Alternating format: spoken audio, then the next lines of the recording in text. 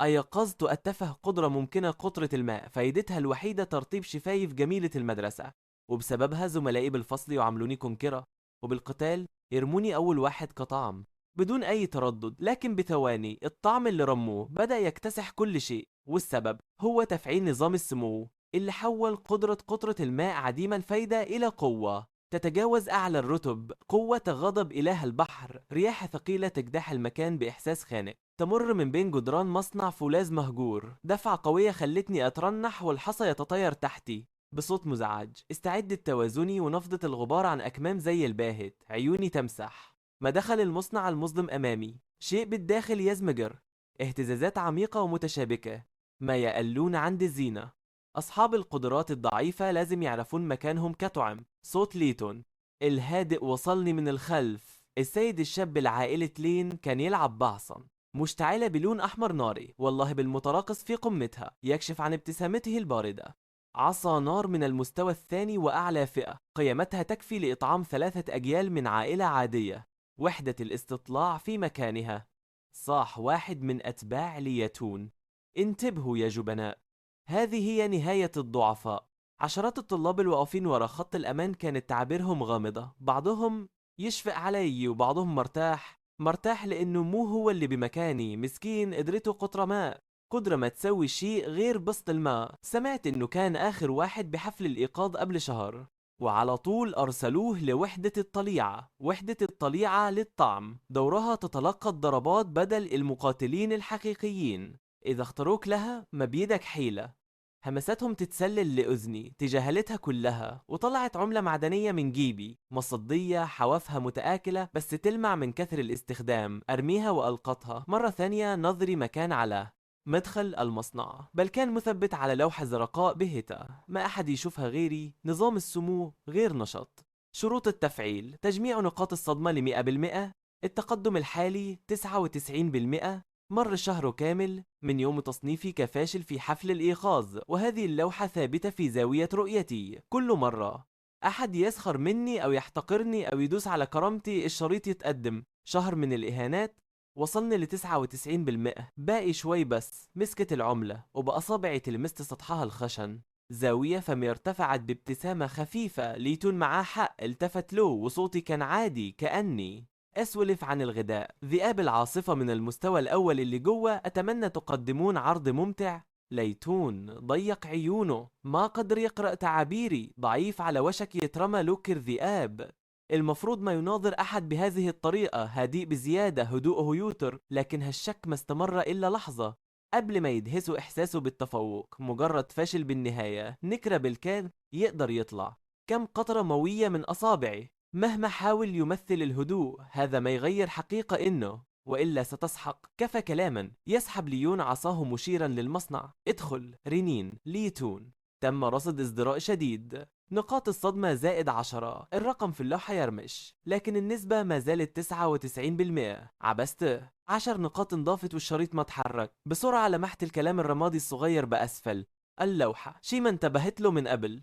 ملاحظة: إجمالي النقاط المطلوبة للتفعيل 10,000، المجموع الحالي 9910. المتبقي للتفعيل 90 نقطة، مو نقطة واحدة، 90. سكت لثواني. شريط 99% يعني 9900 نقطة، مع ال10 اللي جتني المجموع 9910. باقي 90. خلال الشهر اللي راح ازدراء الشخص العادي يعطيني من نقطة ل5 نقاط بالكثير، حتى ازدراء ليتون الشديد ما عطاني إلا 10. بهذا المعدل بحتاج 10 مواقف زي هذه عشان أوصل ل90 نقطة. لكن ماذا لو رميت العملة ونظرت للعيون الخضراء المتوهجة بعمق المصنع؟ ابتسامتي صارت واضحة، لأني أعرف لو سويت شي يصدمهم بقوة. تحرك. وش تنتظر؟ واحد من الأتباع دفعني مرة ثانية. ما قاومت، خليت الدفعة تدخلني للمصنع. صد خطواتي يتردد في الخراب المعدني. السقف فوقيه في فتحات كثيرة، ضوء النهار الرمادي يتسلل في خيوط رفيعة وينور المسارات المصدية المتقاطعة على الأرض. الجو ثقيل بريحة كريهة وزمجرات منخفضة تحاصرني من كل جهة وتقترب مني. أكثر من 10 أزواج من العيون الخضراء اللامعة تبرق في الظلام. وحوش المستوى الأول، ذئاب العاصفة، واحد لواحد ممكن تهزمهم، لكن قطيع كامل ومنظم يقدر يمزق مستيقظ من المستوى الثاني لو كان لحاله. يقود ليتون أتباعه الأربعة جانبا محتلا المرتفعات، يغرس طرف عصاه في الأرض، تشتعل النيران وتغمر المكان بالضوء. كلهم يركزون نحوي. يبتسم ليتون، يلمحني بنظرة: والذئاب تحدق في موقعي، لا تخف، فقط اف هناك واجذب انتباههم واترك الباقي لي. سأتولى الأمر. مقدر لك ذلك ليتون. أقف ظهري على الجدار الحديدي البارد بصوت صادق تماما. أول ذئب من فصيلة غيل ويند يتحرك. هيئته الرمادية تنفجر سرعة. طبقة خضراء بهتة حادة تغلف جسده وهو يندفع مباشرة نحو حنجرتي بسرعة. لا أهرب ولا أرفع يدي حتى أميل رأسي قليلا. نظري يتجاوز الذئب المندفع ويستقر على بقعة أغمق بعيدا. هناك طاقة خفية بالكاد تظهر مخفية بعناية. ليس وحشا بل شخص، وشخص قوي. يعود تركيزي بسرعة. مخالب الذئب على بعد 10 سنتيمترات من حلقي. يرتفع إصبع سبابتي اليمنى قليلا. قطرة ماء واحدة تتشكل على طرفه، صغيرة صافية عادية تماما. قطرة ماء بقدرة خارقة. تنطلق القطرة بصمته بسرعة خاطفة لتهبط بدقة على القناة الدمعية لعين الذئب اليمنى. يرتد رأس الذئب للخلف بقوة. ردة الفعل تجعله ينحرف في 10 سنتيمترات الأخيرة. ترتطم جمجمته بالجدار الحديدي خلفي بصوت مكتوم. يسقط مغشيا عليه. كل هذا استغرق أقل من ثانية. تموجت الطاقة الخفية في الظل اللحظة. سمعي حاد. التقط صوتا خافتا. صوت امرأة بارد وواضح مع لمحة من الدهشة. لم التفت. زاوية فمي ترتفع قليلا. الرقم على اللوحة يتغير بهدوء. رونين. تم اكتشاف دهشة خفيفة من مراقب مجهول. نقاط الصدمة -5. المجموع الحالي 9915. المتبقي 85. لا يكفي. ليس قريبا حتى، لكن لا بأس. أسحب إصبعي وأتكئ على الجدار الحديدي مجددا.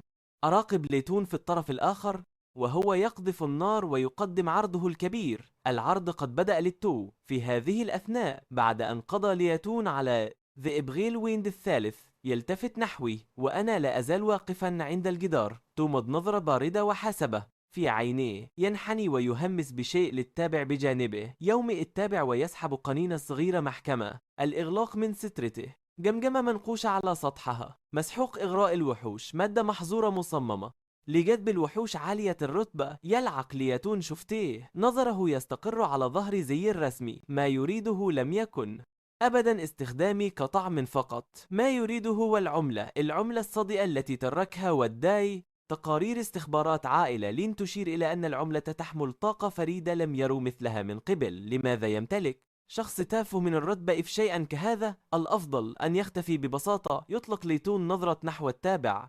يفهم التابع. يتسلل بصمت نحوي وأنا ما زلت متكئا على الجدار. أرمي العملة بلا مبالاة. تدور العملة راسمة قوسا في الهواء. تحت ضوء النار يظهر وهج أزرق خافت لا يشبه. الصدأ يلمع على سطحها للحظة ثم يختفي. لم يلاحظ أحد. تبتلع النيران آخر. ذئب غيل ويند يسحب ليتون عصاه ويقف شامخا. يلتف أتباعه حوله فورا يتسابقون في مدحه. السيد الشاب ليتون مذهل. نار ملتهبة من الرتبة الأولى. هيمنة مطلقة. هذه هي العبقرية الحقيقية. على عكس البعض الجالس في زاوية يرتجف. عيون المتحدث تتجه نحوي بقصد. أنا أجلس بجانب الذئب الفاقد للوعي. أنكزه في أذني بفضول حقيقي. كاي يقترب ليتون بوجه قلق. لم تكن خائفا جدا الآن أليس كذلك؟ أحد الذئاب هاجمك. لم أستطع الوصول في الوقت المناسب. انت لست مصابا. انا بخير يا ليتون. اقف وانفض الغبار عن ركبتي. ذاك الذئب اغمي عليه بنفسه. لابد انه كان يتحرك بسرعة كبيرة ليتوقف. لم يستطع الفرملة واصطدم مباشرة بالجدار. يضحك تابع بسخرية. محظوظ انت. لا يرد ليتون. هو لا يهتم. مجرد ذئب واحد من المستوى الأول. وماذا في ذلك؟ حتى لو كنت محظوظا هذه المرة فماذا سيتغير؟ ما سيأتي بعد هو كل ما يهم. الجميع يستريح ل5 دقائق. يخفض ليتون صوته متحدثا إلى تابعه.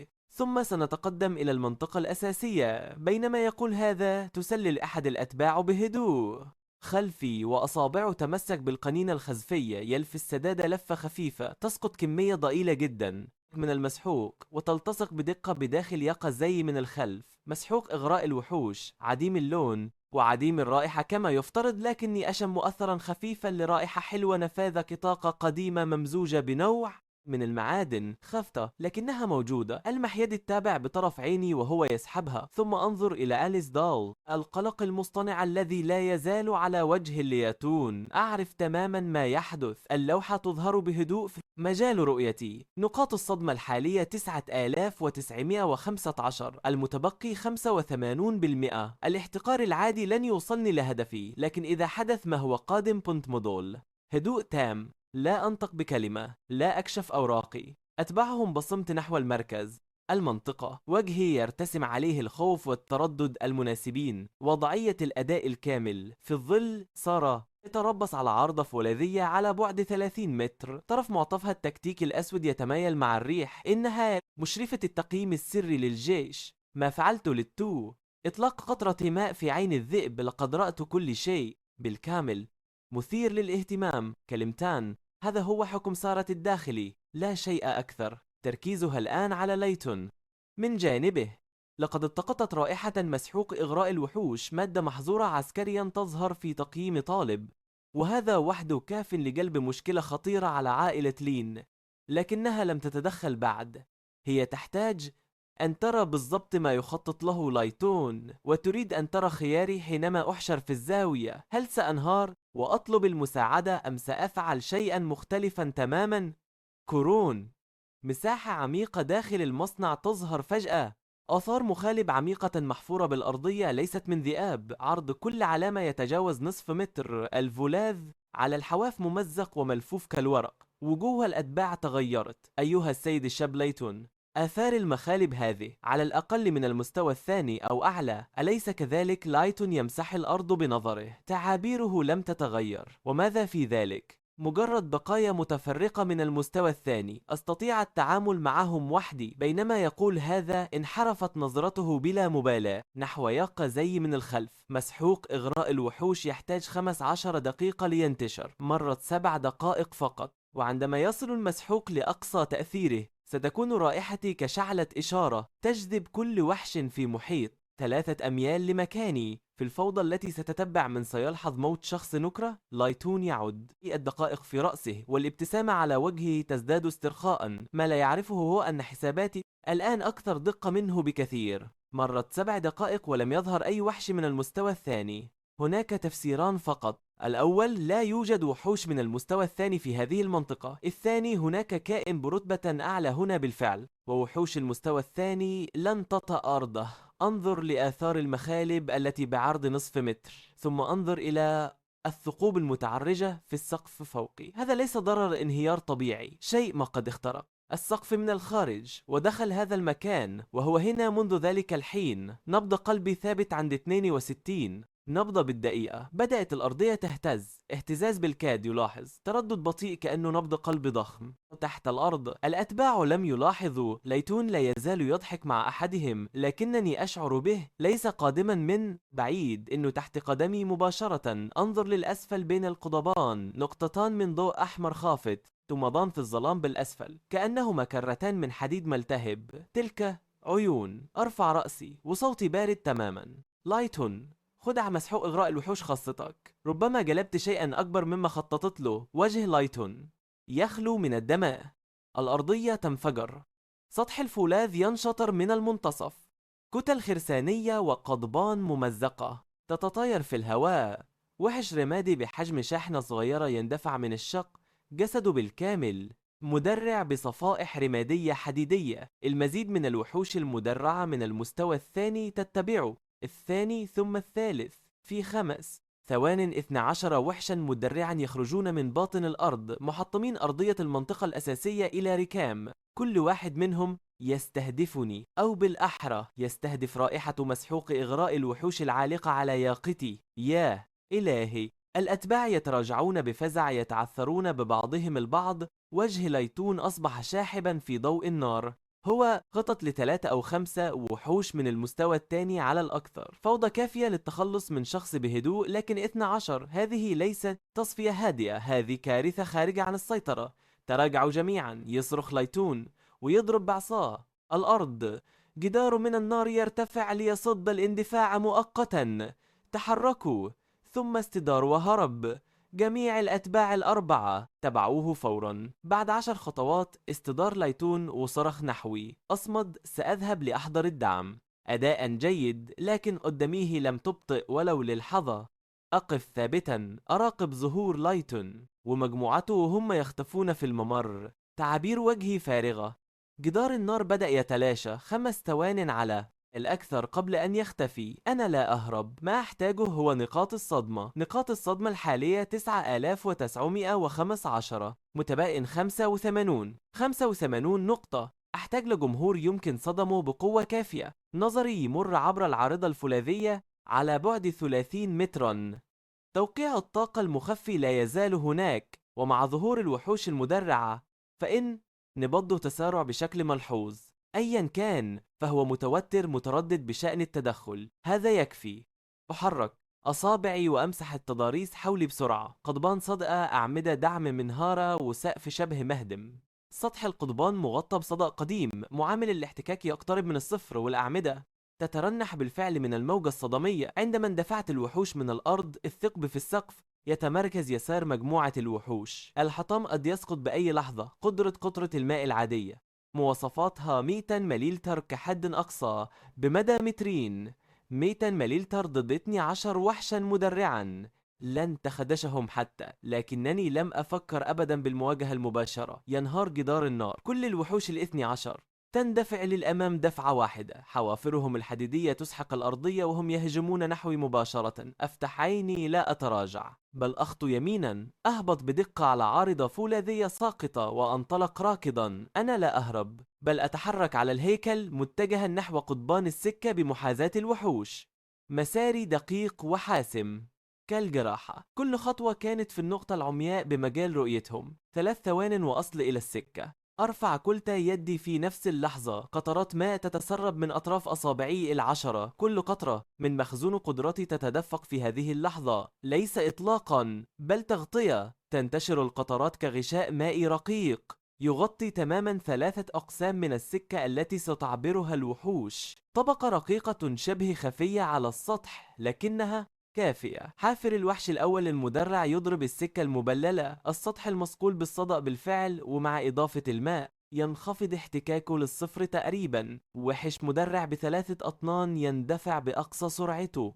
يفقد فجأة كل توازنه. جسده يميل بعنف للجانب، واندفاعه الهائل يحمله كقذيفة. مدفع هائجة مباشرة نحو عمود الدعم المتداعي بجانبه. بوم! ينكسر العمود من قاعدته، وتسقط معه عارضة السقف المتصلة به. أطنان من شظايا الفولاذ تتساقط من الأعلى مباشرة على الوحشين الثاني والثالث خلفه. تفاعل متسلسل. الوحش الرابع يضرب القسم الثاني المبلل، والخامس والسادس يتكومان خلفه مباشرة في تصادم عنيف.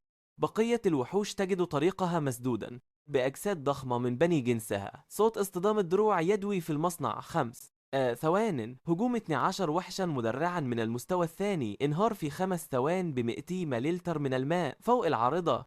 في الظلال اعتدلت سارة في وقفتها. أصابعها التي تقبض على نصلها أبيضت من شدة الضغط. شفتها تنفرجان قليلا، واتسعت حدقتها إلى أقصى حد. قطرة ماء عادية. فعلت ذلك بقطرة ماء عادية.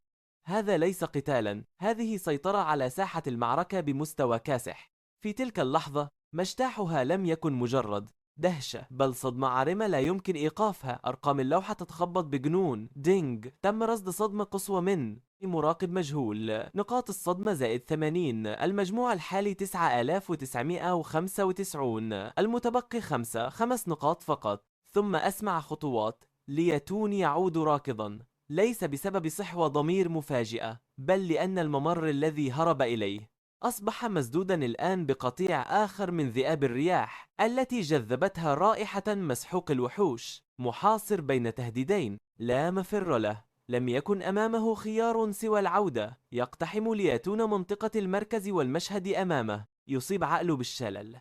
12 وحشا مدرعا متكومين ككومة خردة، وأنا أقف في وسط كل هذا سالما تماما. أرمي عملة صدئة وألتقطها. ألتفت وألتقي بعيني ليتون. سيد ليتون. أبتسم. أين الدعم؟ ترتجف شفتا ليتون بعنف. عقله يرفض استيعاب ما يراه. أنت كيف فعلت؟ قبل أن يكمل تهتز الأرضية مجددا، هذه المرة ليس من بعيد، المصدر أسفلنا مباشرة، من تحت حطام الوحوش الاثني عشر، ومن أعماق الأرض موجة خانقة من الطاقة المظلمة القرمزية تنفجر عبر شقوق الأرض. آخر جزء سليم من السقف يتحطم من الأسفل بكف قرمزي ضخم، يتساقط الحطام عبر الغبار المتصاعد كالعاصفة، شكل أسود هائل يسقط من فجوة السقف ويضرب الأرض. الصدمة تجعل الجميع يترنحون. طوله 5 أمتار، جسده مغطى بجلد أحمر داكن خشن، عيون قرمزية بلا بؤبؤ، فقط حائد خالص، وحش من ذروة المستوى الثالث،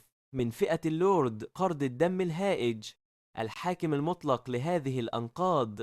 تنزلق عصا ليتون من يدي، ليس لديه القوة حتى لينحني ويلتقطها. يخفض قرد الدم رأسه وعيناه القرمزيتان تجتاحان الغرفة، ثم يمد يده ويطبقها حول أقرب تابع. لا وقت للصراخ، تنغلق الأصابع وينفجر ضباب ذهبي. أخيرا يجد ليتون صوته في صرخة محطمة بلا شكل. أقف على بعد 15 مترا، أنظر لهذا الوحش ذي ال5 أمتار.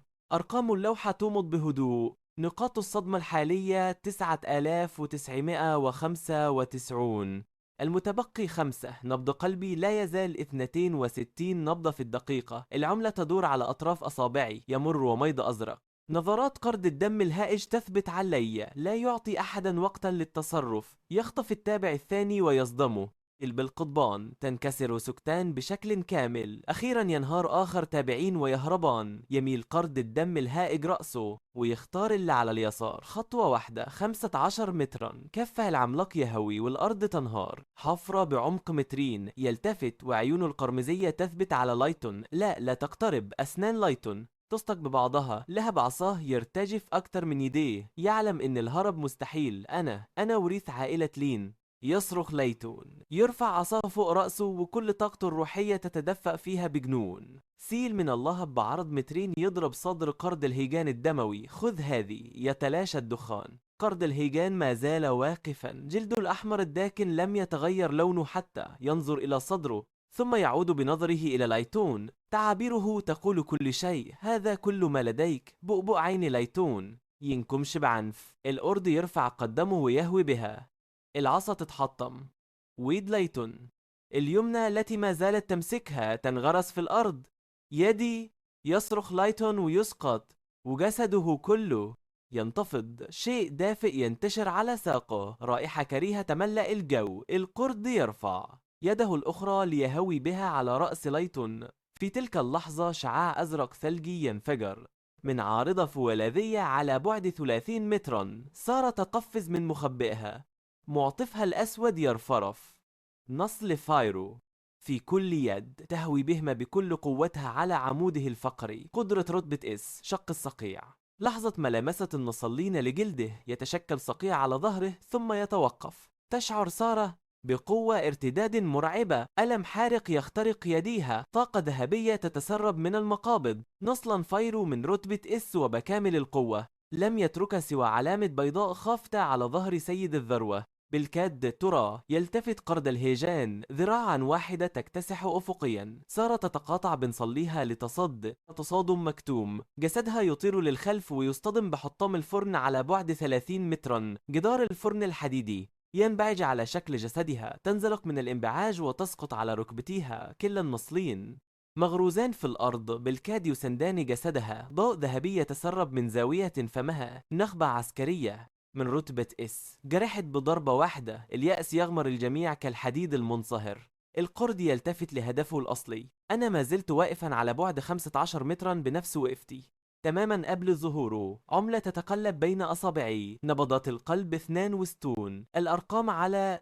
اللوحة تضيء بهدوء. نقاط الصدمة الحالية 9995. المتبقي 5. أرفع رأسي. نظري يتجاوز القرد ليصل إلى سارة الراكعة عن بعد. في عينيها الزرقاوين أرى شعورا أعرفه جيدا، ليس خوفا بل تحد. يأس وعجز خالص لمن بذل كل شيء ولم يغير شيئا. أهرب.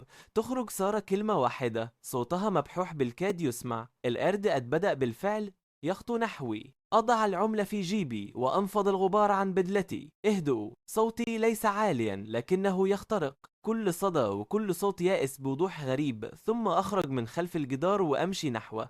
قرد الهيجان تتسع حديقة سارة، شخص من رتبة F يمشي مباشرة نحو سيد الذروة. في تلك اللحظة كل تدريبها، كل غريزة لديها، كل درس من كل معركة، لا شيء منها يستطيع تفسير هذا المشهد. قلبها يتوقف للحظة ثم يخفق بقوة. آخر رقم على اللوحة يتغير. دينج. تم رصد يأس سارة الشديد. نقاط الصدمة زائد 50. المجموع 10,045. تم استيفاء الشرط. نظام السمو نشط الآن رسميا. اللوحة الزرقاء تنفجر أمام عيني.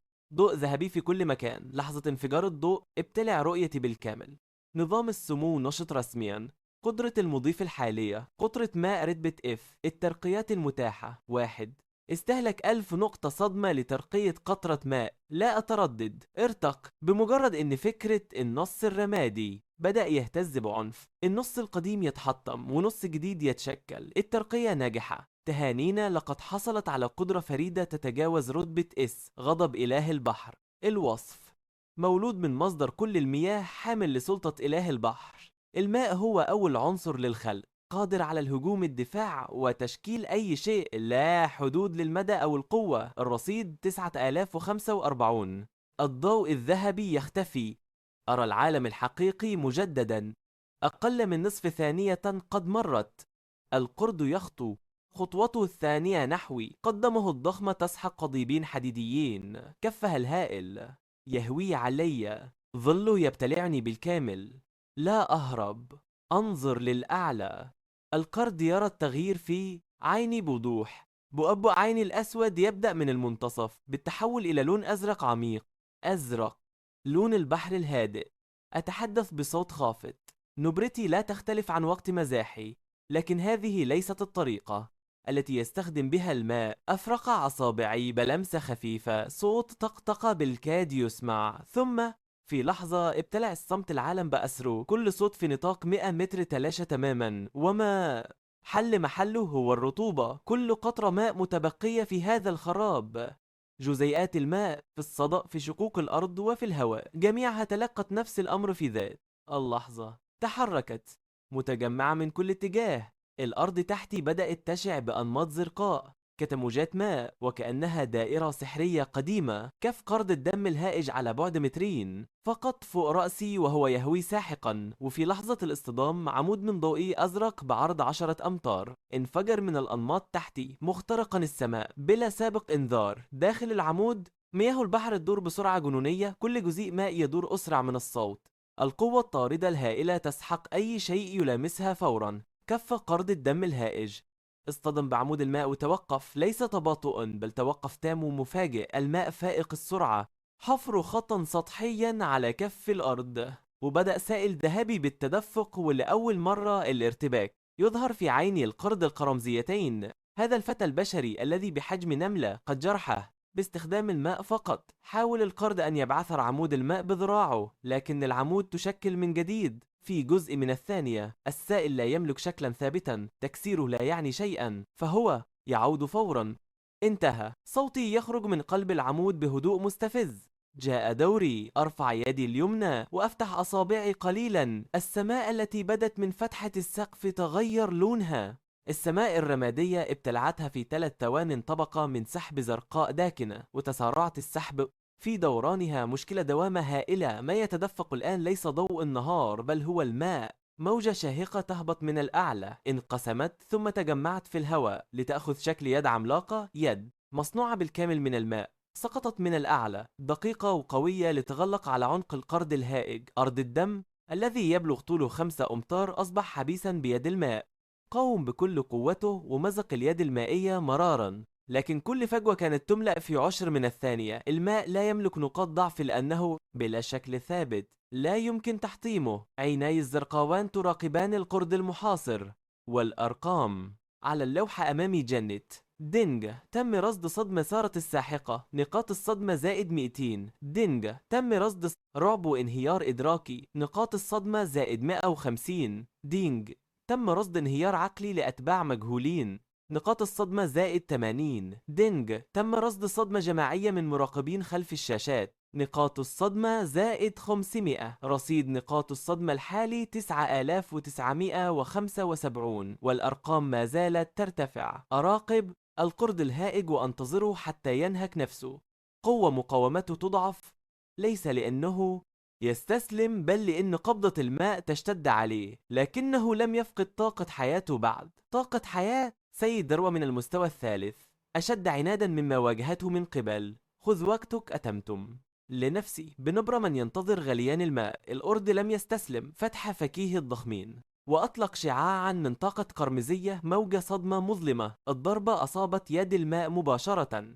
انفجر الماء محدثا فجوة ب3 أمتار، لكنها لم تدم لأكثر من 5 ثانية قبل أن يملأها. الماء المحيط. أميل رأسي قليلا. لاحظت شيئا لحظة إطلاق القرد لتلك الموجة. جلده الأحمر الداكن على رقبته بهت لونه، إنه يحرق جوهر حياته ليقاتل. كفى، تخليت عن تعابيري الهادئة. إطالة الأمر لا فائدة منها، كل ثانية إضافية تعني تفاقم إصابات سارة. تذويب، كلمة واحدة فقط واستجابت يد الماء. لم تشتد ولم تعتصر بل انقسمت. تحللت اليد في ثانية إلى آلاف الجداول المائية، كل منها لا يزيد سمكه عن إصبع، لكنها تدور بسرعة لا تراها العين المجردة. شفرات مائية عالية الضغط، أكثر من 10,000 تيار تذوب في آن واحد وتلتف حول جلد القرد من كل زاوية بلا نقاط عمياء. دفاعه المدرع الذي لم يترك عليه سيف سارة سوى علامة بيضاء، تم قطعه لعمق 3 مليمترات في الدورة الأولى و7 في الثانية، وبحلول الدورة الثالثة وصلت الشفرات إلى العضلات. أطلق القرد صرخة حقيقية هذه المرة. قاوم بكل ما أوتي من قوة، لكن جداول الماء ليست صلبة. لكمها التيارات لا تدمر شيئا. تمر القبضة خلالها للحظة ثم تلتئم مباشرة. وتواصل التقطيع. خلال 3 ثوان انفصل ذراع الغول الأيمن من مفصل الكتف. لم يقطع بشفرة واحدة بل ب10,000 تيار مائي في آن واحد. بدقة جراحية تغيرت صرخات الغول تماما. لم يتبقى سوى رعب الموت. بعد 5 ثوان أكملت التيارات مهمتها. قفلت يدي اليمنى بمجرد أن أطبق أصابعي. انسحبت كل التيارات ثم انفجرت في ضوء ذهبي يتساقط في كل مكان. غول الهيجان الدموي من مستوى اللورد الأعلى يتلاشى في نقاط ضوء لا حصر لها. المطر الذهبي ينحني على بعد 10 سنتيمترات من جسدي ويرسم قوسا حولي ليسقط خلفي زي المدرسي. الأبيض ناصع لدرجة تؤذي العيون. ساد الصمت المنطقة الأساسية، صمت مطبق. بلورة حمراء داكنة بحجم قبضة سقطت من الهواء، ارتدت مرتين أمامي ثم تدحرجت إلى قدمي. جوهر لوورد. أنحني والتقطه، أضعه في جيبي بجانب العملة الصادئة. أقف وألتفت إلى لايتون، كان منهارا على الأرض وشظايا العصا ما زالت في لحم يد اليمنى. عيناه متسعتان وبؤبؤه متقلص كالدبوس. أمشي نحوه، لا غبار على زيي ولا عرق على وجهي. أنحني وأنظر في عينيه. لايتون كانت أسنانه تستقبع عنف، فمه يتحرك لكن لا تخرج سوى أصوات بلا معنى. أقول ببرود مسحوق وحوش جيد. في المرة القادمة تذكر أن تحضر ترياقا لنفسك في حال لم تستطع الهرب. أخيرا نطق لايتون بجملة كاملة. هلوسة. صوته كان نحيلا وحادا. لابد إنها هلوسة. أنت فرانك. فرانك ذو قطرة الماء. كيف هذا ممكن؟ رفع يده اليسرى السليمة وصفع نفسه بقوة. تردد صدى الصفعة في المكان ليس حلما. صفعة أخرى مستحيل. هذا كل ما لدى استخبارات عائلة لين. فرانك الضعيف. أراقب لثانيتين ثم أقف. توقف عن ضرب نفسك، سيتورم وجهك. بهذا أتجاهل لايتون وأمشي نحو سارة. كانت نقاط الصدمة على اللوحة ترتفع. دينج، نظام معتقدات لايتون انهار بالكامل. نقاط الصدمة زائد 300. سارة ما زالت في نفس وضعها، راكعة على ركبة واحدة ونصلها المغروزان في الأرض هما سندها الوحيد. أنفسها متقطعة لكن عينيها حادتان. عيون زرقاء جليدية تتابعني وفيها مزيج من الصدمة والحيرة والحسابات. قدرتك ليست من التصنيف F. بادرت بالكلام، صوتها خشن لكن دقيق. أتوقف على بعد 3 خطوات منها. كانت كذلك قبل 10 دقائق. صمتت سارة، لديها 100 سؤال، لكن تدريبها يقول لها هذا ليس وقت الاستجواب. إلى متى يمكنك الحفاظ على تلك القدرة سألت السؤال الأهم: احتياطي طاقتي استهلك حوالي 30%، هذا يكفي؟ أومأت سارة برأسها، ثم اتخذت قرارها. مدت يدها إلى جيبها الداخلي وأخرجت جهاز اتصال صغيرا. ضغطت الزر الأحمر، قناة الطوارئ العسكرية. هنا سارة، المعرف سيرة 017. عاد صوتها حازما كجندي. منطقة أمور الشرقية، منطقة تقييم مصنع الصلب، تهديد من رتبة اس أو أعلى. طوارئ جارية، غول هيجان دموي من الدرجة الثالثة، مستوى اللورد الأعلى، تم القضاء عليه. أنا مصابة، توجد إصابات بين الطلاب، أطلب الدعم الفوري. صمت ل3 ثوان من الطرف الآخر، ثم أتى صوت رجل مشدود ومنضبط: تم القضاء على لورد من الدرجة الثالثة يا سارة، أكدي، مؤكد. هل كنت أنت من قضى عليه؟ ألقت سارة نظرة نحوي. كنت أجلس القرفصاء وأخرج العملة الصادقة من جيبي وأديرها بين أصابعي. المنطقة مدمرة بالكامل بعد الضوء الذهبي، وأنا أجلس في المنتصف نظيف تماما وبملامح يملؤها الضج. قالت سارة: لم أكن أنا. إذا من فعلها هو طالب يخضع لتقييم قتالي. قطعت سارة، صوتها كان ثابتا تماما. رتبة قدرته المسجلة عند الإيقاظ هي F. صمت دام 5 ثوان، ثم صوت تحطم حاد، صوت فنجان شاي يتحطم. 3 طوابق تحت الأرض في القاعدة العسكرية الشرقية.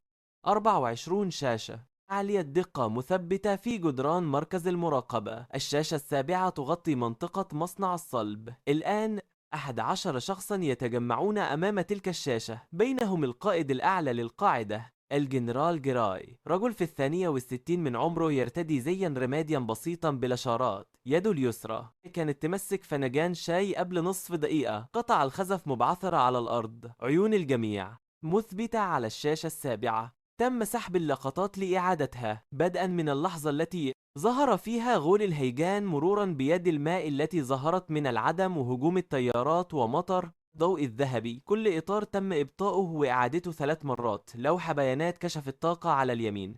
لحظة القضاء على قرض الدم الهائج امتلأت الشاشة بعلامات الخطر. القراءات فقط الحدود.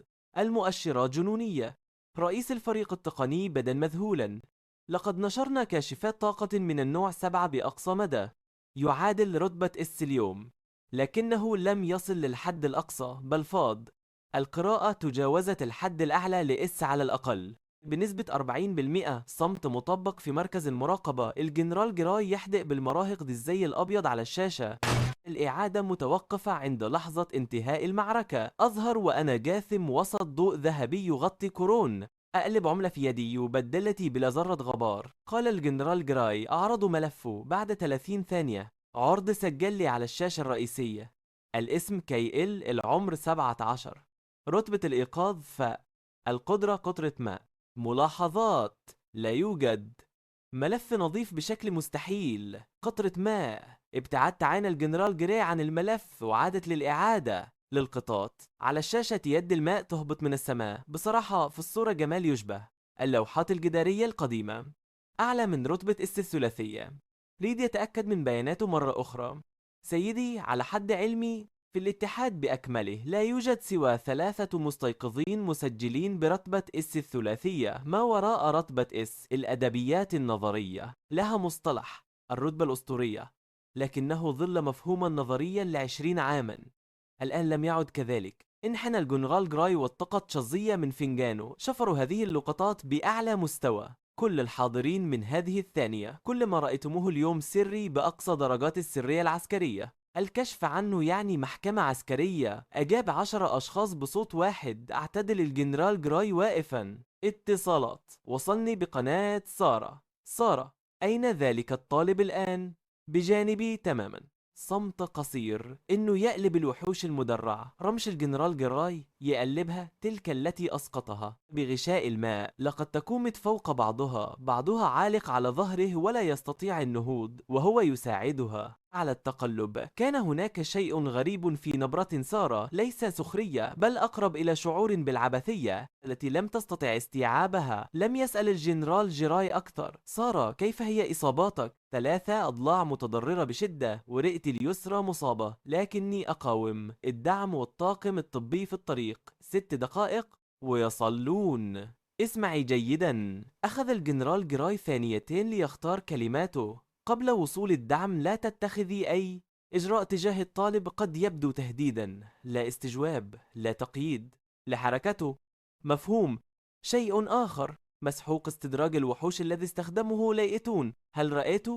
رأيت كل شيء. جيد، حافظي على الأدلة. أغلقت القناة، وقف الجنرال جراي بمركز غرفة المراقبة يحدق بالشخصية المتجمدة على الشاشة 7. ضابط بجانبه سأل بحذر: سيدي، ماذا نفعل بهذا الطالب؟ عبارة نفعل به جعلت الجنرال جراي يخطب حاجبيه. نفعل به؟ سأل مستنكرا فتى بعمر 17. دفعته وحدة الطعم كوقود للمدافع ولطخ زميله ملابسه بمسحوق استدراج الوحوش ليستخدم الفوضى ويتخلص منه. وفي تلك الظروف أطلق العنان لقوة خفية. وأنت تكلمني عن تقييمات المخاطر الأمنية. صمت الضابط.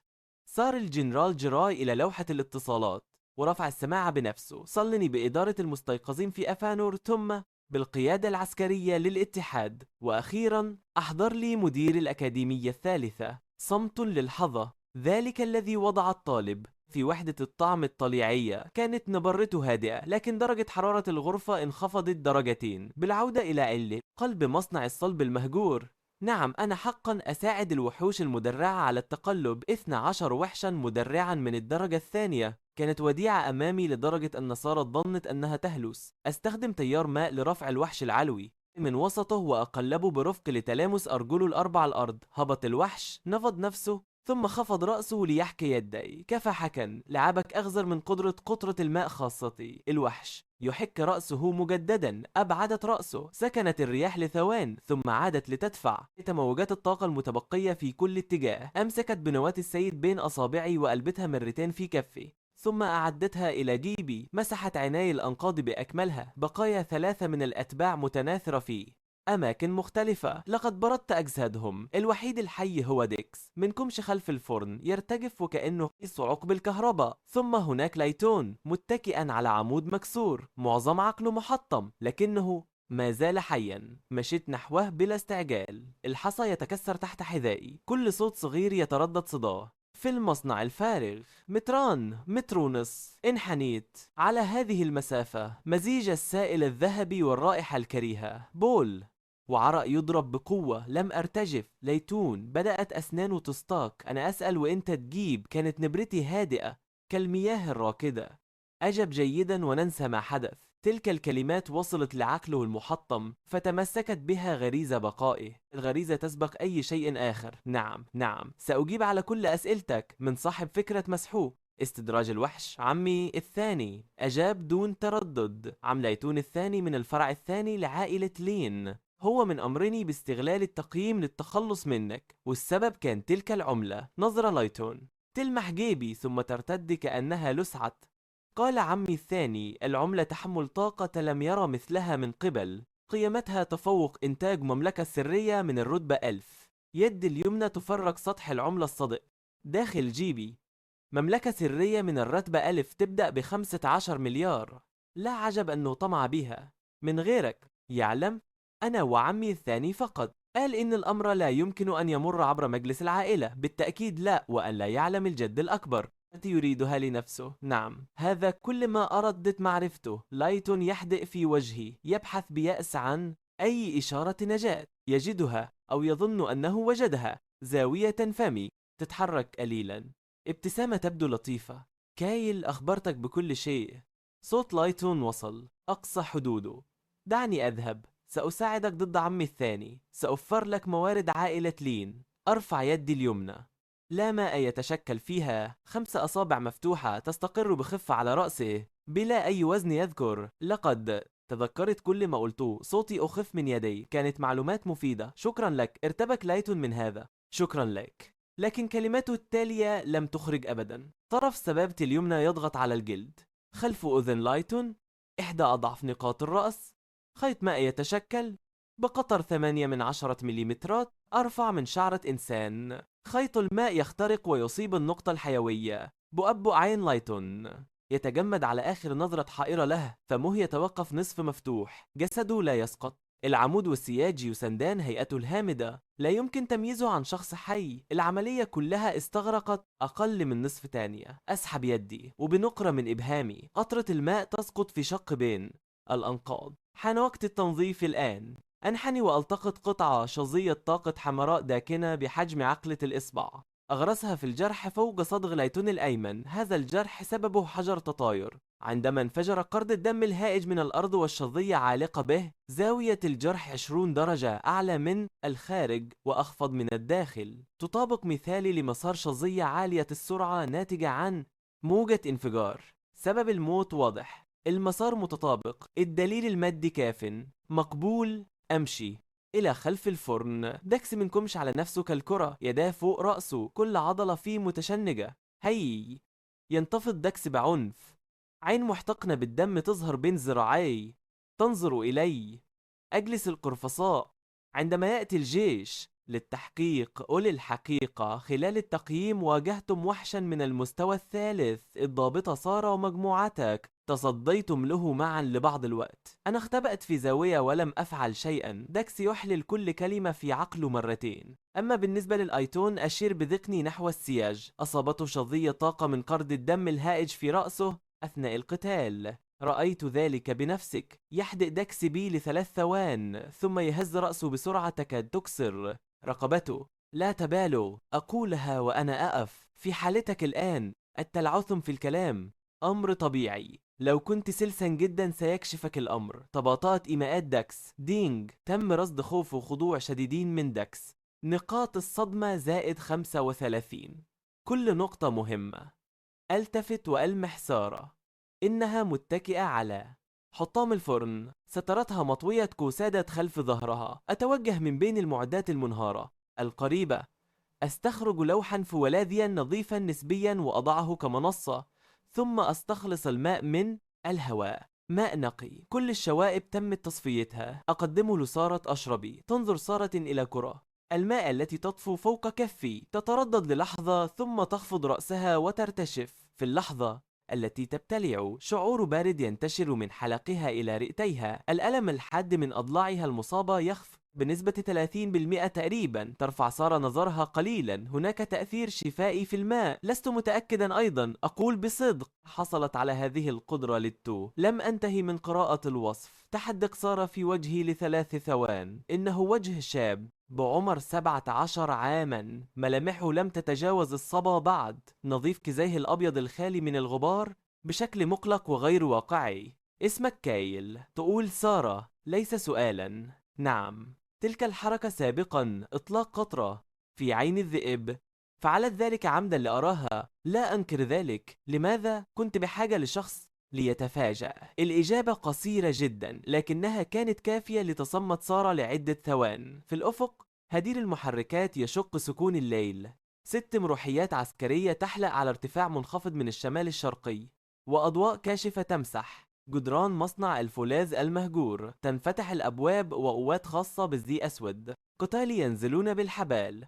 الفريق الطبي كان أول الواصلين. مسعفان يركضان نحو سارة ويفتحان حقائبهما بحركة واحدة سريعة. فريق آخر يندفع نحو لايتون الذي توقف عن صفع نفسه. انكمش بجانب السياج بنظرات شردة. مسعف يفحص يده المصابة ثم يسلط ضوءا في عينيه، ثم يلتفت ويشير لقائد الفريق. صدمة نفسية أولوية للإخلاء. التابع الوحيد الناجي يسحب من خلف الفرن. لقد انكمش على نفسه لوقت طويل جدا. أطرافه الأربعة متيبسة تماما. أشلاء التابعين ال3 توضع في أكياس سوداء. القائد الميداني هو عقيد يجري مسحا شاملا للمنطقة، ينظر لشظايا الطاقة المتناثرة على الأرض وللفجوة التي بعمق 2 متر. تعابير وجهه تتبدل ثم يتجه نحوي وأنا جالس على لوح فولاذي مؤقت وأقلب عملة معدنية. في لحظة ما تحلك 12 وحشا مدرعا في نصف دائرة حولي في المنتصف، ليس للتطويق بل للحراسة. يتوقف العقيد على بعد 3 أمتار وفجأة كل الوحوش 12 كيل. ينطق العقيد بصوت جاهد ليبدو ودودا. أنا العقيد كولين من المحطة العسكرية الشرقية. الجنرال غراي أرسلني لاصطحابك. تتوقف يدي عن تقليب العملة. إلى أين؟ إلى المحطة. يضيف العقيد كولين بسرعة، ليس استجوابا، إنها دعوة من الجنرال غراي. يريد تناول الشاي معاك. أنظر إليه ل2 ثانيتين. هل يمكننا إحضار الوحوش؟ يلتفت العقيد كولين للوحوش الاثني عشر، كل يزن 3 أطنان، ثم ينظر إلى أبعاد باب المروحية. سأحتاج للتأكد من ذلك. الرقم على اللوحة يتغير بهدوء دينج.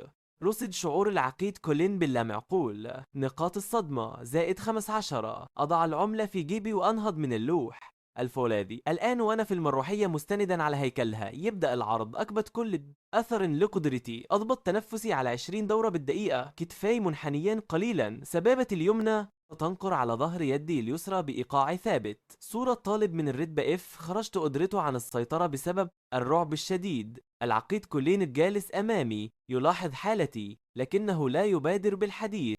بعد 14 دقيقة تهبط المروحية على مهبط المحطة العسكرية الشرقية. أنزل منها. أتمسك بإطار الباب. خطواتي مترنحة قليلا ليس بشكل مبالغ فيه. كان هناك شخص ينتظر على المهبط. ضابطة تقدم نفسها مقدم مية وتقودني لمقابلة الجنرال غراي. وجهتنا لم تكن غرفة استجواب بل غرفة شاي عادية. الجنرال غراي يجلس في نهاية الطاولة. يبدو أنحف وأكبر سنا وأكثر بساطة مما تخيلت. يرتدي زيا رماديا بلا شارات. أجلس. أشار للكرسي المقابل له. جلست. صب لي كوبا من الشاي ودفعه نحوي. أمسكته وارتشفت رشفة صغيرة شاي جيد من مسقط رأسي. أمسك الجنرال غراي بكوبه ونظراته تخترق البخار وهو يراقبني في صمت ل10 ثوان تقريبا. لقد كان موقفا مرعبا أليس كذلك؟ بدأ الحديث بلطف. يدي ترتجف قليلا بشكل متعمد وأنا أضع الكوب. قليلا أجبت بهدوء. سيد من المستوى الثالث حتى رتبة اس لم يستطع إيقافه. أنا محظوظ لأني حي. سمعت من سارة إنك أطلقت قدرة قوية في لحظة حياة أو موت. لست متأكدا تماما مما حدث. أجبت بصوت خافت مبطئا كلامي. عندما هجمني قرض الدم الهائج توقف عقلي تماما. ثم شعرت بشيء ما ينكسر في داخلي. كل ما حدث بعد ذلك لا أتذكره بوضوح. أفضل الكذبات هي التي تحمل شيئا من الحقيقة. هل ما زلت تستطيع استخدام تلك القدرة؟ انظر إلى يدي. لا شيء. لقد اختفت. صوتي يحمل القدر المناسب من الحيرة والفقد. يحدق الجنرال غراي في يدي ل3 ثوان ثم يرتشف من الشاي. لا تقلق. فترة الخمول بعد اندفاع القدرة أمر طبيعي تماما. أمأت برأسي. كان يعلم أن هذا مجرد عرض ولم يتحدث أي منا عن ذلك. في منتصف كوبه الثالث طرق الباب مرتين. تدخل المقدم مية وتعبير غريب على وجهها. تتقدم نحو الجنرال غراي وتنحني بجانبه وتهمس بصوت خفيض. تتجمد يد الجنرال غراي في الهواء. مؤكد. الفريق الطبي وجدوا أثناء الفحص الثاني على المروحية. التقييم الأولي يحدد أن الوفاة حدثت قبل وصولنا. أظهرت النواة اختراقا عميقا بشظايا طاقة الوحش قبل وصولنا. يردد الجنرال غراي. يعني هذا أثناء المعركة؟ نعم. لقد شاهد الجنرال غراي تسجيل المعركة كاملا. يتذكر تلك الشظايا المتناثرة في كل مكان. لحظة تدمير قرد الشيطان. ذلك المطر الذهبي من الضوء الذي غطى كل شبر من منطقة القتال. انغراس شظية في رأس ليتون وسط الفوضى. إحصائيا كان أمرا واردا جدا. يأمر الجنرال غراي. أبلغوا العائلة. اعتبروها إصابة قتالية. حاضر سيدي. تستدير المقدم ميا وتغادر. يغلق الباب. الغرفة الآن لشخصين فقط. يرمقني الجنرال غراي بنظرة. كنت أحتضن فنجاني. يدي ترتعشان وعيني تحدقان بالشاي. مظهر شخص لا يزال تحت تأثير الصدمة. لم يستعد وعيه بعد.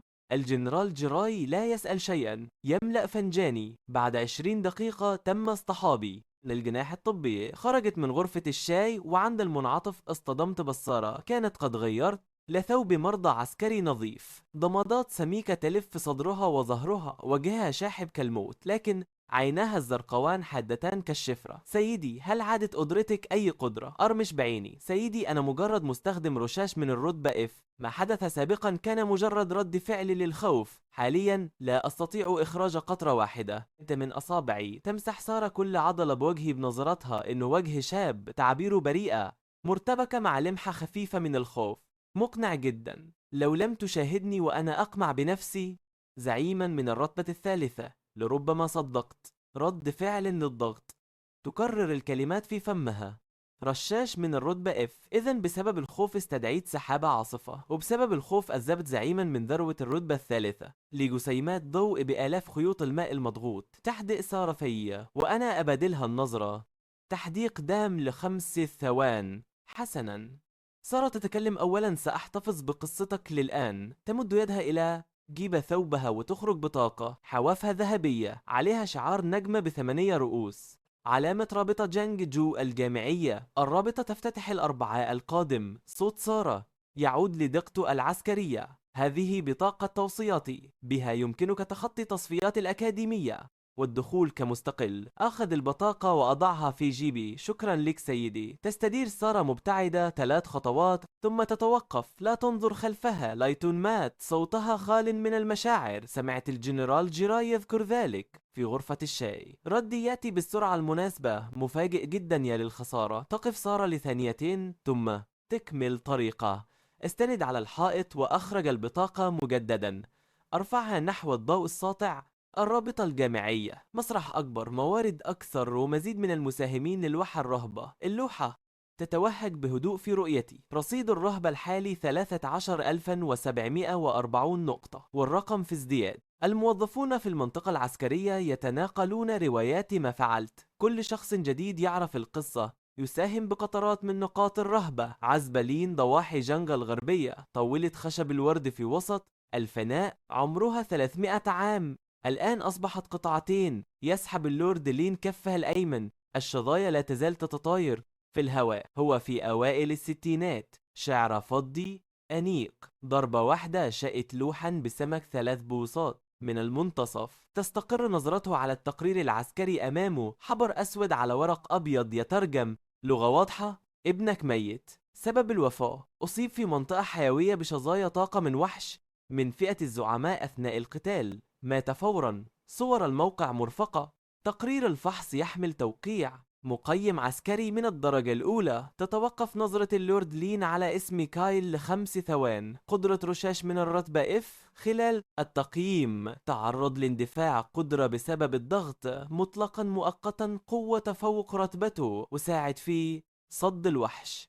أخي الثاني. من الظلال يتقدم رجل في منتصف العمر نصف خطوة. ليون رئيس عمليات الظل لعائلة لين. تلك الخطة كانت خطتك. اللورد لين لا يقولها كسؤال بل كحقيقة. يتحرك حلق ليون. الاحتمال الوحيد أن شيئا في التقرير أثار شكوك اللورد لين. الرسالة التي أمر ليتون بحرقها. هل حرقها حقا؟ هو لا يعلم لأن ليتون راحل. أخي الأكبر. يهدئ ليون أنفاسه. ليتون كان ابن أخي. أنا أكثر من أي شخص آخر. كفى. اللورد لين لا ينظر إليه. تتحول نظرته لإطار الباب الأيمن. يستند هناك.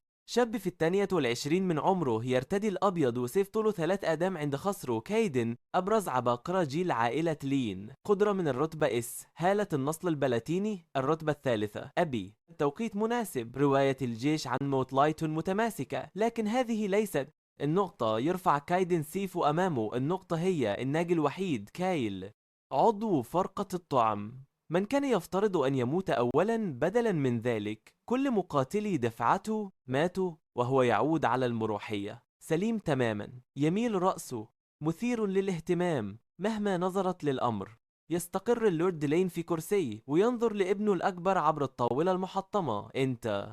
يقترحون دوري جماعات الأربعاء الجاي وبلمسة خفيفة على سيفه. يستمع كيدن. كل مستيقظ في جانججو بيكون حاضر في ذاك التجمع. لو دخل كايل تقدر تسأله كم سؤال نيابة عن أخوك على المسرح وبشكل قانوني. يكمل اللورد لين كلامه. يرسم كيدن ابتسامة خفيفة. أسئلة مجرد ما يصعد ذاك الفاشل من الرتبة F بنهيه بضربة واحدة. ما في وقت للأسئلة. إذن بضربة واحدة. نبرة اللورد لين ترجع لهدوءها. يرفع إصبعه ويأمر جيب لي هذيك العملة. ليون اللي كان واقف جنبه يتجمد في مكانه. اللورد لين يلتفت له. أخوي الثاني، صدق كنت تحسبني ما أدري عن اللي كنت تسويه انت وليتون من وراي. ظهر ليون غرقان بعرقه. كنت تبيها لنفسك وتورط ليون معاك. المهمة فشلت وراحت فيها أرواح. الموضوع هذا ينتهي هنا. يسحب اللورد لين التقرير من تحت الطاولة المحطمة. سلم العملة لكايدن بالطرق الرسمية واسحب وحدة الظل حقتك. ليون ما نطق بكلمة، يعلق كايدن سيفه على خصره من جديد ويخرج من القاعة ماشيا بالممر وصاعدا الدرج الحجري. هواء الليل البارد يهب من الوادي ويرفع طرف رداءه الأبيض، يوقف للحظة ويطالع سيفه. ضعيف من الرتبة اف، عانى من طفرة إجهاد مفاجئة. هذه القصة تمشي على الناس العادية، لكن هو بعد هذه الطفرة المزعومة كان واعي كفاية عشان يجاوب على أسئلة عسكرية ويتعاون مع الاختبارات ويحكي كل اللي صار بتسلسل منطقي تام. هذا الوضوح ما يشبه أعراض الطفرة أبدا، كأنه كان تمثيل متقن. يسحب سيفه 3 إنش ويرجعوا. صوت المعدن الحاد يتردد مع هبوب الريح. أشوفك في الدوري صوته كان أبرد من ريح الليل. يوم الاثنين رجعت لأكاديمية جانججو الأولى. المكان تغير فيه شيئين من يوم ما تركته. أكاليل العزاء عند البوابة وإشاعات عني في كل مكان. سمعت يقولون كايل قدر يهزم وحش من الرتبة الثالثة. في التقييم مستحيل، ذاك رتبته اف، وش السلاح اللي ممكن يهزمه فيه، بس هو اللي نجا. 3 من أصل 4 مقاتلين من الرتبة بي ماتوا، وهو من الرتبة اف يطلع سليم. مجرد حظ. وأنا أمشي في الساحة أسمع نفس الكلام طول الطريق. اللوحة تسجل لي الأرقام. كل شخص ينشر إشاعة يعطيني من نقطة إلى 3 نقاط ألفا، كأنهم سرب بعوض مزعج. طنشتهم، دخلت مبنى الإدارة، صعدت للدور الثالث وفتحت باب المكتب. كان في اجتماع ورا المكتب الكبير في آخر الغرفة. كان جالس المدير هارفي، مدير أكاديمية جانججو الأولى. تقدمت خطوتين ورميت استمارة التسجيل على أقرب طاولة. يا مدير، لو سمحت اختم لي على ورقة تسجيل دوري الجامعات. وقف المدير هارفي من ورا مكتبه، وهو واقف هيبته صارت أثقل. بنية المستيقظ من الرتبة الثالثة لها ضغط طبيعي يحس فيه أي شخص عادي بشكل غريزي. مشى نحوي، أخذ الورقة وقراها من أولها لآخرها. رتبة اف من فرقة الطعم. حط الورقة على حافة سلة المهملات اللي جنب المكتب. كايل، انت فاهم وش يعني؟ دوري الجامعات بالنسبة للأكاديمية، واحد من الرتبة اف في فرقة الطعم يشارك يخسر ويفشلنا، ولو انصاب بتكون المصيبة أكبر. مين بيدفع تكاليف علاجك؟ كلامه منطقي، بس ما كنت ناوي أخليه يكمل. مديت يدي لجيب سترتي الداخلي وطلعت البطاقة اللي عطتني إياها سارة. شعار نجمة ب8 رؤوس وحوافها ذهبية. توصية الرائدة سارة الشخصية. بهذه البطاقة أقدر أتجاوز تصفيات الأكاديمية وأشارك كمتسابق مستقل. الختم ما يغير شيء من الناحية الفنية، لكن المشاركة باسم المدرسة أفضل لسمعتها. مد المدير هارفي يده وأخذ البطاقة، وفي اللحظة اللي لمست فيها أطراف أصابعه سطحها، عيونه الصغيرة توسعت نص مليمتر. امرأة من الرتبة اس تعطي توصية شخصية لطالب من الرتبة اف. مهما كان تفسير هذا، أكيد ورا شيء هو ما يقدر يتحمل عواقبه. واتخذ قرارا يليق بالمدير هارفي. رجع لي البطاقة وشال الاستمارة، طلع الختم الرسمي من الدرج واختمها. أنا بقدم لك الطلب بنفسي. وجه المدير هارفي رسم ابتسامة محسوبة بدقة. بالتوفيق في المنافسة. يا له من تغير سريع في الموقف. حطيت البطاقة في جيبي وهزيت رأسي. شكرا لك يا مدير، وطلعت. تذكر الباب وراي. وفي الممر اشتغلت اللوحة. دينج، تم رصد مشاعر المدير هارفي. استسلام مهين، إضافة 45 نقطة ألفا. دينج، تم رصد مشاعر مختلطة من 6 أشخاص في المكتب. إجمالي النقاط المضافة 30 نقطة ألفا. وأنا طالع من مبنى الإدارة صدمت بشخص عند المدخل. ما أعرفه، لكن اللوحة تعرفه. تم تفعيل الكشف على بعد 12 مترا. الهدف كايدن. الرتبة اس. الحالة العاطفية. فحص هادئ. عند أسفل الدرج كان واقف شاب لابس قميص أبيض ومعلق سيف على خصره. كايدن. عيوننا التقت للحظة. نظرات كايدن تحركت من وجهي إلى ورقة التسجيل في يدي، ورجعت لوجهي مرة ثانية. تكلم بصوت خافت يدوب يوصلني. كايل، لا تطلع من البطولة بدري. واختفى بخطوات واسعة. راقبت ظهره وهو يبتعد، واللوحة كانت هادية تماما. كايدن، لا مشاعر الآن، مجرد تفحص هادئ. لا ازدراء، لا غضب، لا شيء. الأقوياء الحقيقيون لا يظهرون أي ردة فعل تجاه نملة، يلاحظها فقط حين يوشك على سحقها. أطوي الفاتورة وأضعها في جيبي الممتلئ. يجب أن أجعل هذا الرجل يشعر بشيء، شيء حقيقي. الساعة 11 مساء في ساحة خردة جانجو. أدخل خيط ماء رفيع في القفل وأفتحه بسهولة. ما أبحث عنه لا يجب أن يكون مثاليا ولا حتى سلاحا بالأساس. وصف وظيفة التحويل في النظام كان صريحا، تطوير أي غرض من جوهره الجودة تعتمد على النقاط المستثمرة وإمكانيات الغرض الأساسية. في أعمق زاوية من قسم المعادن تلمس يدي قضيبا معدنيا باردا طوله 1.6 متر وقطره 3 سنتيمتر، صلب بالكامل. أسحبه للخارج، كان متآكلا بشدة، أحد طرفيه مسنن والآخر ملحوم، برأس يشبه مجرفة مسطحة. إنه قضيب تسليك، أزنه بيدي حوالي 3 كيلو جرام. مركز ثقله يميل للخلف. ألوح به مرة، إحساسه ليس سيئا. أضعه على كتفي وأواصل البحث. من قسم الخردة الإلكترونية أستخرج قرصا معدنيا بحجم قرص الرمي، ومن قسم أنقاض البناء ألتقط حجرا أسود بحجم قبضة اليد. أضع الثلاثة على الأرض في صف واحد، أجلس القرفصاء وأضع قضيب التسليك أمامي بشكل أفقي. لنجرب أولا تأكيد التحويل. الهدف قضيب التسليك. القدرة الأساسية. التقييم دي. قدرة أساسية منخفضة تعني سقف إنتاج أقل، لكنني لا أبحث عن شيء استثنائي. أريد سلاحا لا يثير الشكوك كأداة لمستيقظ من الرتبة سي. التميز يلفت الأنظار. الاعتدال هو الأمان. استثمار 1000 نقطة. بدأت أرقام اللوحة تتغير. بدأ التحول من طرف القضيب. الصدأ لم يتقشر، بل تغلغل للداخل. قوة خفية تمتصه وتكسره وتعيد بناؤه. امتلأت الحفرة على طوله. تغير لونه من الأحمر الصدئ إلى أزرق داكن مائل للسواد. 3 ثوان. على الأرض قضيب معدني أزرق أسود بطول 1.6 متر بسطح أملس غير لامع. اختفى التسنين، ورأس المجرفة تحول إلى هيكل 3 الشعب. رمح 3. اكتمل التحويل. الغرض الاس رمح قمة المد. الرتبة سي بلس. المادة حديد الأعماق، نقاوة 91%. السمة الأولى ألفا مائية. يقل استهلاك قدرات الماء بنسبة 15%. السمة الثانية صلابة، قسوته تفوق أسلحة نفس الرتبة ب100%.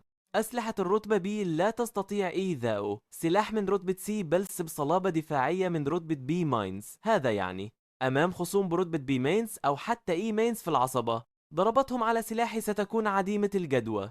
سلاح عادي، لكنه يخفي ميزة قوية. ألتقط رمح قمة المد وألوح به مرتين. صوت الهواء وهو ينشطر يحمل صدى منخفضا كصوت الماء وهو يخترق شيئا ما. أتفقد قائمة النظام للمهارات القابلة للتطوير. تعرض اللوحة صفا من الخيارات. أولا، رش الماء، تكلفة التحويل 500 نقطة. ثانيا، غضب المحيط. القطع المائي، تكلفة 8000 نقطة. ثالثا، غضب المحيط.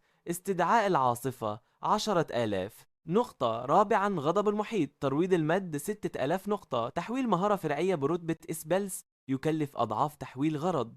رصيدي المتاح 10,210 نقاط، يكفي لمهارة أساسية واحدة. القطع المائي، إنها أقوى هجمة فردية أملكها. القرد الشيطاني، تحول الغبار بسبب هذه الحركة تحديدا. تحويل القطع المائي، التكلفة 8000. هذه المرة التغيير ليس خارجيا بل في داخلي. نواة الاستيقاظ تضطرم. دائرة طاقتي يعاد ترتيبها. استمر الأمر ل7 ثوان ثم هدأ كل شيء. التحويل اكتمل. المهارة غضب المحيط. القطع المائي، تمت الترقية إلى غضب المحيط. استدعاء الشفرة. الرتبة إسبلس. سعة خطوط الماء 50,000. أقصى ضغط 12,000 ضغط جوي. سمة جديدة الاستدعاء.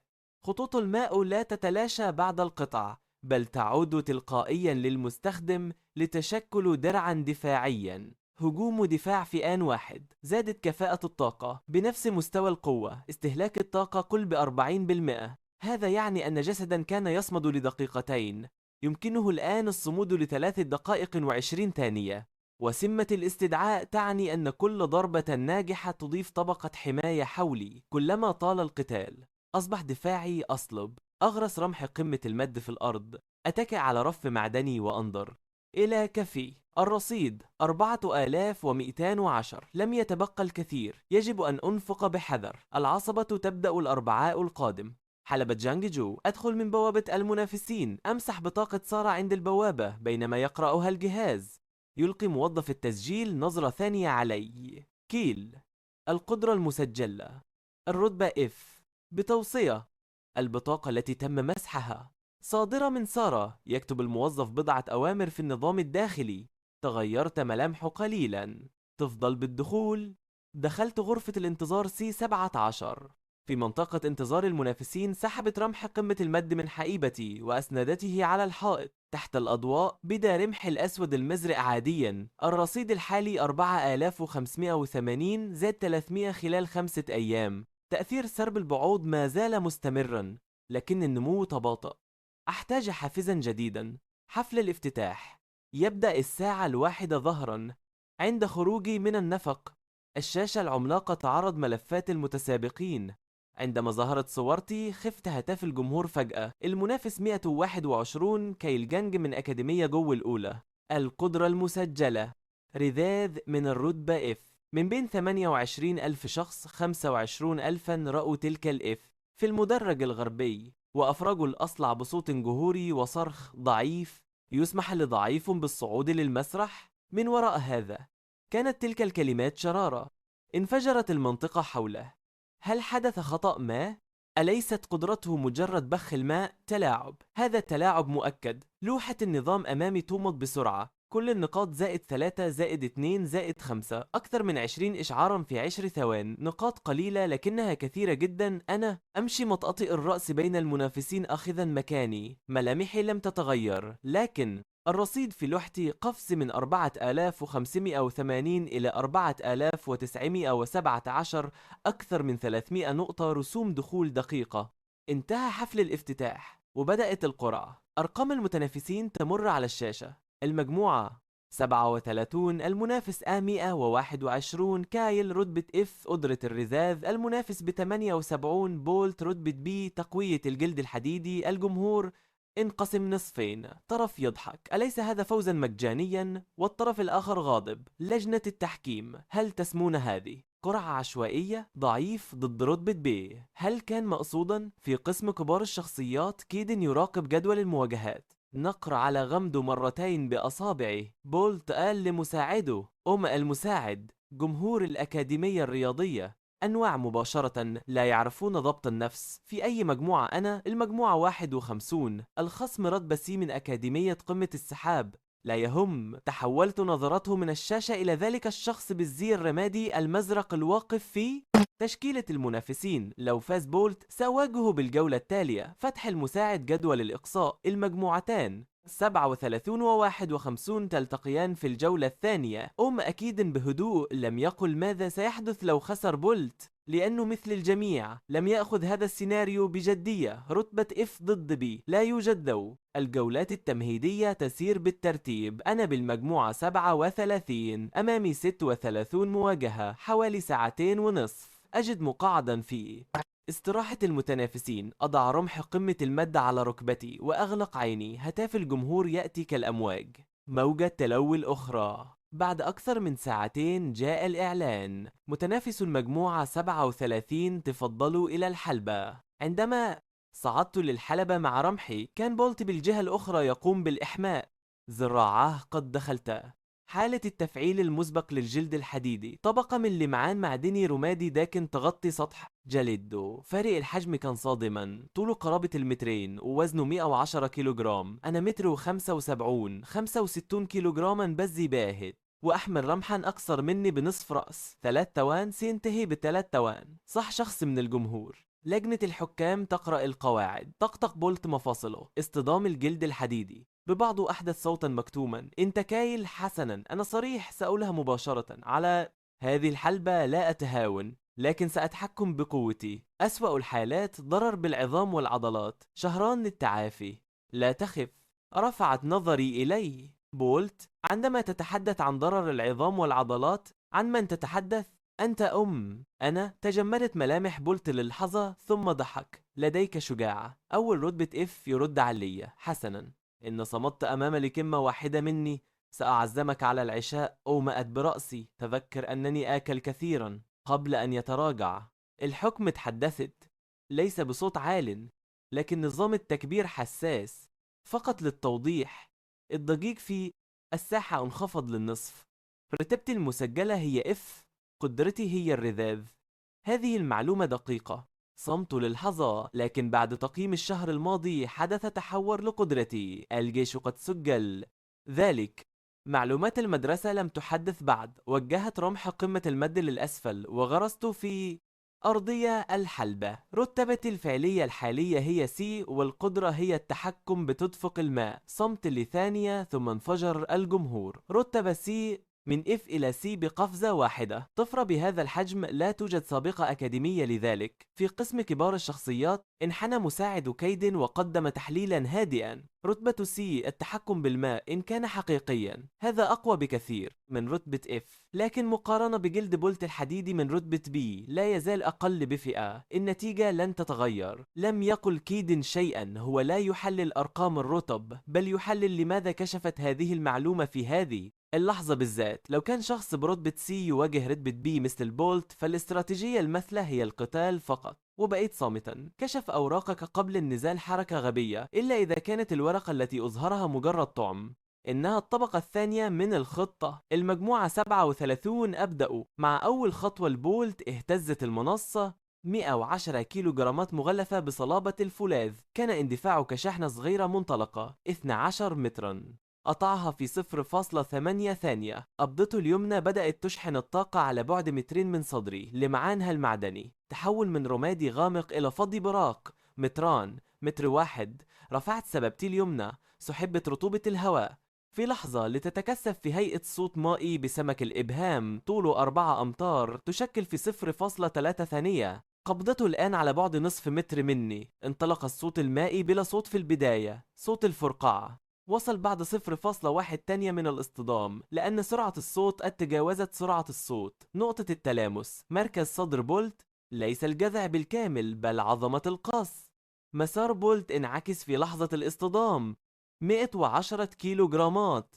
انطت في الهواء وطارت للخلف بسرعة تفوق اندفاعه. أضاء حاجز الحلبة كشبكة ضخمة ليمسك بيه. انزلق ظهر بولت على الحاجز. سقطت ركبتاه على الأرض واستند بكلتا يديه على المنصة. كان يلهث كسمكة خارج الماء. بدأ الحكم بالعد. 3. جوز بولت على أسنانه.